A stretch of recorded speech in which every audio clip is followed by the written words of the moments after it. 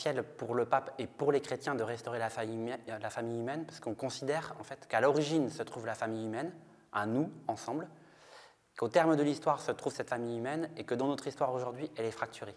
Pour un chrétien, restaurer la famille humaine, c'est d'abord une injonction pour sa vie personnelle, dans sa famille, sa vie de couple, avec ses amis, et puis petit à petit, ça doit prendre une ampleur dans la vie.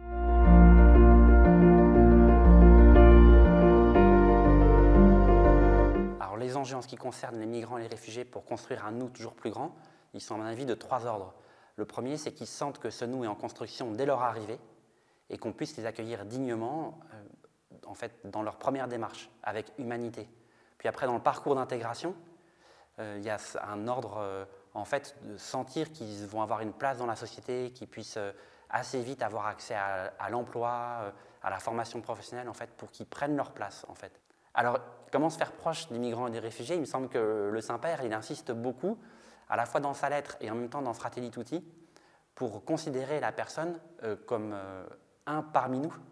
Et donc je dirais, le migrant et réfugié est une personne comme tout un chacun, et on doit se faire proche de lui comme on se fait proche d'un ou d'une inconnue dans la rue, c'est-à-dire en étant chaleureux, avenant, en ayant envie de l'écouter, de pouvoir lui parler. Je dirais c'est une manière de se faire proche de tout être humain. Le nous, en fait, est déjà en construction dans la manière avec laquelle on considère la personne.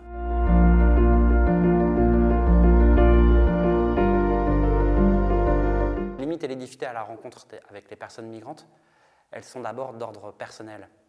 La question de la langue, la question de la rencontre interculturelle, la question des préjugés. Et en fait, elles sont valables à la fois pour les personnes du pays d'accueil, les Français pour nous, et puis les personnes que l'on accueille. Donc il y a un travail, je dirais, qui est à faire au quotidien. Mais il y a un autre type de limite, c'est les limites structurelles, quand l'État en fait, ne met pas en place des hébergements décents, traîne des pieds pour pouvoir vraiment traiter les dossiers de manière assez rapide. Et ça, pour le coup, dans tout engagement citoyen, on éprouve vraiment des difficultés parce que ça met en stress les personnes que l'on accueille. Sur la question des limites et difficultés, ça me semble déjà être suffisant. Sur la question de qu'est-ce que nous demande le pape, en fait, le pape François, comme les papes précédents, comme Benoît XVI et Jean-Paul II, nous invitent à une rencontre et à traiter les personnes comme des personnes, avant de les traiter, avant de les voir comme des réfugiés ou des demandeurs d'asile. Et que ça place en fait toutes les difficultés que j'ai mentionnées sur la question interpersonnelle à un niveau qui est heureux, c'est-à-dire dans une perspective, c'est certes une difficulté, mais ce n'est pas un obstacle à la rencontre. Et ça, on le constate tous les jours ici. On peut ne pas parler la langue, on peut s'asseoir ensemble, faire des efforts communs pour se comprendre, et là se produit quelque chose de génial, en fait. Et que ça, c'est un accélérateur considérable pour considérer la société d'accueil comme une société bienveillante. Mon espérance pour cette journée mondiale, c'est que je trouve que le thème de « Vers un nous toujours plus grand » est très impliquant. D'abord pour la question des migrants, mais le pape François, en fait, il la traite vraiment pour tout le monde. Il me semble que c'est une manière d'ouvrir tout le monde, que ce soit les personnes très impliquées avec la question des migrants ou pas du tout, vers en quoi la question migratoire me parle de comment je vis ma vie.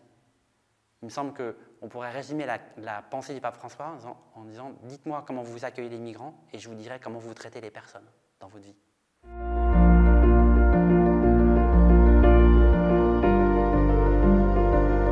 La prière que je peux exprimer, c'est une prière pour qu'au cœur de la rencontre fraternelle avec les migrants et les réfugiés, on puisse déceler l'humanité de tout un chacun et déceler l'humanité de Dieu et du Christ. Parce qu'en un sens, c'est ce qui donne de la profondeur et une dimension à tout acte de charité.